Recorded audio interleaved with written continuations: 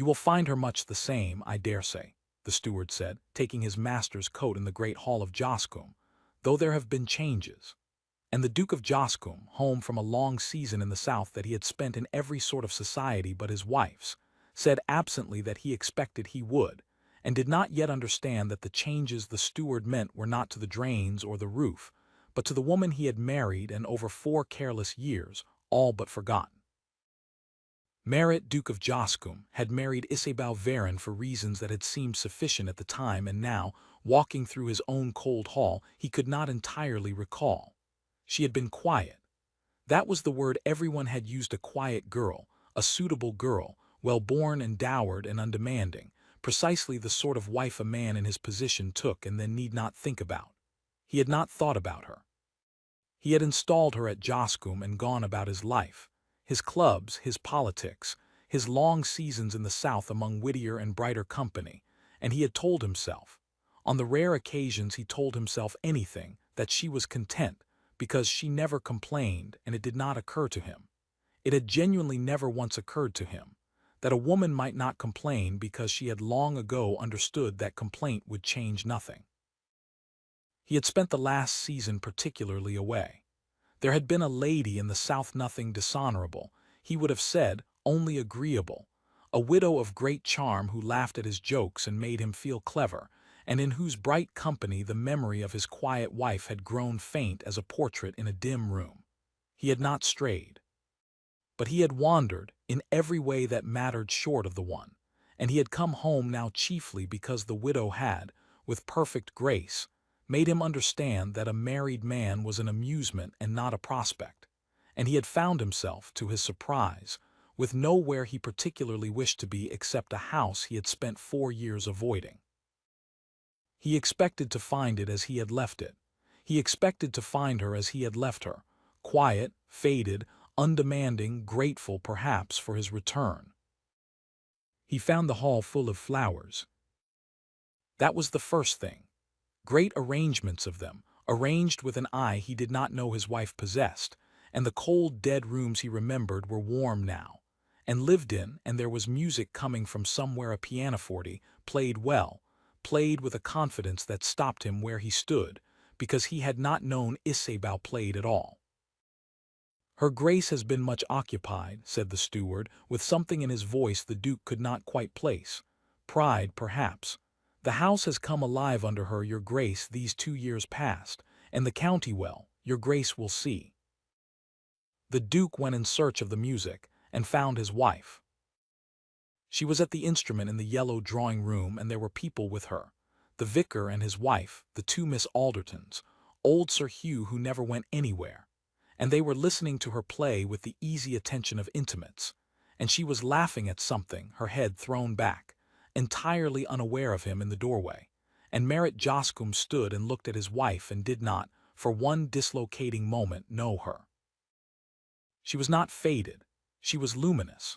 Somewhere in the 4 years of his neglect Isabel Varon had bloomed into a woman he had never met, poised, warm, quick, the plain center around which a whole devoted little society had arranged itself, entirely at ease in a life she had built without him because he had left her no choice but to build it. The quiet girl he had installed and forgotten had not withered in the dim room where he left her. She had walked out of it. She had lit lamps and filled it with flowers and music and friends, and become, in his long absence, wholly and admirably herself. She saw him. The music stopped.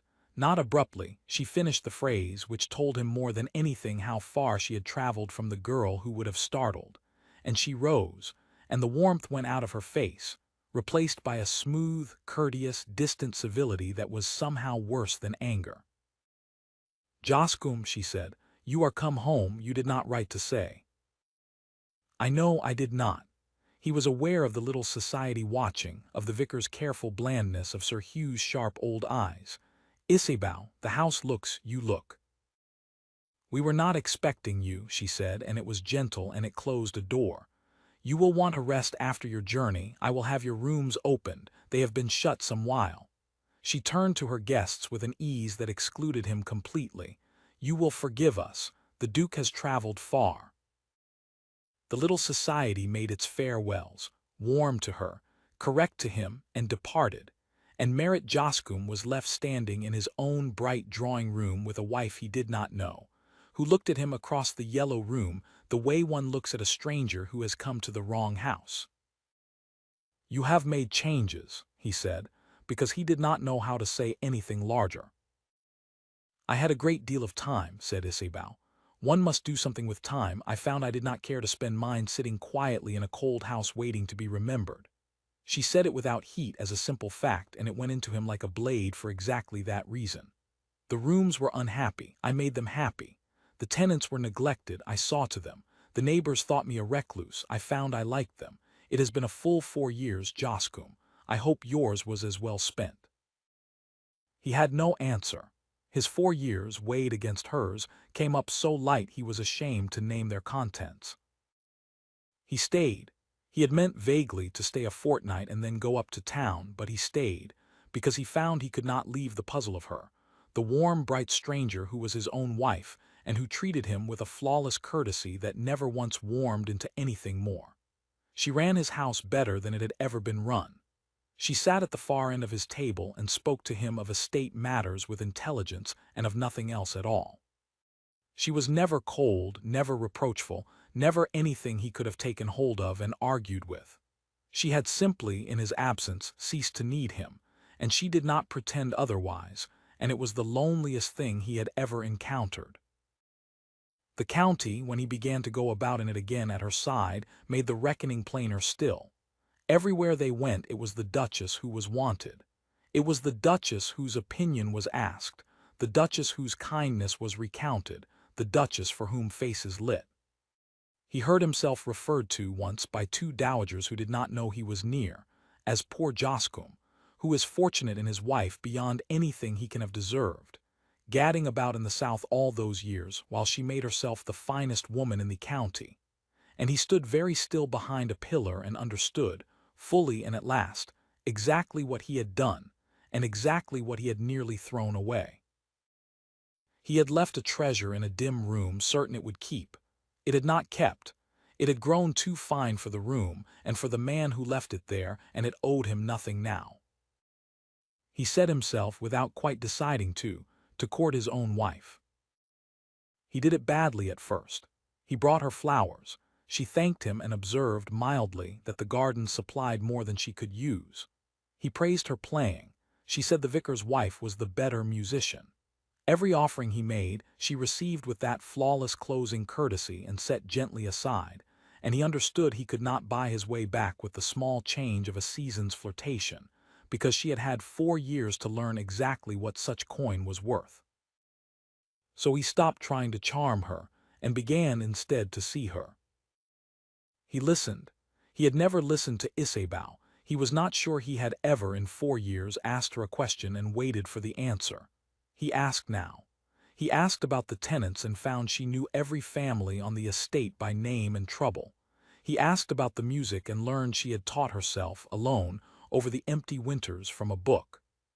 He asked haltingly one evening by the fire, the little society gone home, what she had done that first year when she had understood he was not coming back much, and she was quiet a long moment and then said, "I wept, for a while. And then I decided that if I was to be alone, I would at least be alone in a house I loved, among people I loved, and be someone I could respect when I looked in the glass. So I stopped waiting. It was the best thing I ever did." She looked at him levelly. "I am sorry if it inconveniences you now, but I will not go back into the dim room, Joscombe, not for you, not for anyone." "I would not ask it," he said low. "I would not dare. Isabeau, I have been a fool of a particular and unforgivable kind. I had everything a man could want, and I did not trouble to look at it. And I went south to be flattered by people who did not matter. And I came home expecting to find you exactly as I left you, grateful and quiet and mine. And instead I found," his voice roughened, "I found the finest woman in the county, and learned she was my wife, and learned she had become so entirely without me, and had every right never to forgive me. I do not ask you to forgive me. I ask only to be allowed to learn you, as I should have done 4 years ago. I ask for the chance to earn what I threw away, and if I cannot earn it, I will not trouble you. but I would rather spend the rest of my life trying and failing to deserve you than one more day being flattered by anyone else on earth." She looked at him for a long time. The fire settled. Somewhere in the warm house a clock struck.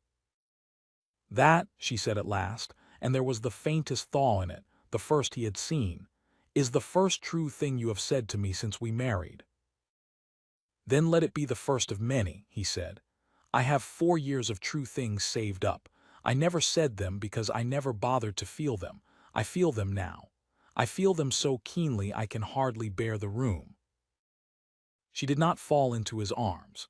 She was far too much herself for that, and he loved her. He understood in that moment that he loved her, had perhaps always had the makings of it, and had simply been too idle to build the thing, the more for her not doing it. But she did not send him away either. She said, "You may stay and try. I make no promises. I have built a life that is good without you, Joscombe. You will have to make yourself a part of it worth having. I will not fold it up to make room for a man who may wander off again the moment the South grows amusing." "I will not wander," he said. "I have seen what is here. Nothing in the South was ever half so worth staying for." He stayed and he tried, through a long, slow autumn and a longer winter, and he did not wander. He learned her. He earned by inches the warmth she had at first withheld, not by grand gestures but by small faithful ones, by being there, day after unremarkable day, by becoming a man his wife could respect when she looked at him as she had learned to respect herself. He took up the tenant's business at her side. He learned to sit in the yellow drawing-room while she played and to be, at last, one of the little society that loved her, admitted on sufferance and then on merit and at last on affection. The thaw came slowly, as thaws do. A shared laugh one evening that surprised them both. A hand not withdrawn. A conversation that ran past midnight because neither wished to end it. And one spring morning, walking in the garden she had made from the neglect he had left her, she slipped her hand through his arm of her own accord, the first time, and he covered it with his and did not speak, because he had learned that some things a man should receive in silence and gratitude rather than spoil with words. "I nearly threw you away," he said at last quietly as they walked. "I have to say it once so that I never forget it. I had the best thing in England and I left it in a cold room and went to be amused. I will spend my life astonished at my own stupidity, and grateful past speaking that you did not wither as I deserved you to, but bloomed instead, so that there was something left worth coming home to." "I did not bloom for you," said the Duchess of Joscombe, but there was warmth in it now, and the old bright laugh not far behind. "I bloomed for myself, that you came home in time to see it was your good fortune, not your doing." "I know it," he said. "I know it better than I have ever known anything." "Well," she said, and her hand tightened on his arm, and she let him see, at last, the thing she had guarded through the long, cold reckoning of his return, that under the courtesy and the closed doors, some banked ember of the girl who had once wept for him had never quite gone out, and had only been waiting all this while to see whether he would ever become a man worth warming to. "You are learning. It is not nothing, Joscombe, to become a man your wife can love on purpose, having married him by accident. See that you go on as you have begun." He did go on. Through the long good years that followed he never once wandered, and the house he had left cold stayed warm, and the little society that loved the Duchess came in time to love the Duke as well, chiefly because she didn't merit Joscombe, who had gone away to be flattered and come home to be undone. Counted the day he walked into the yellow drawing-room and did not know his own luminous wife as the day his real life, and his real marriage, and the only happiness he ever afterward valued, had finally, mercifully begun.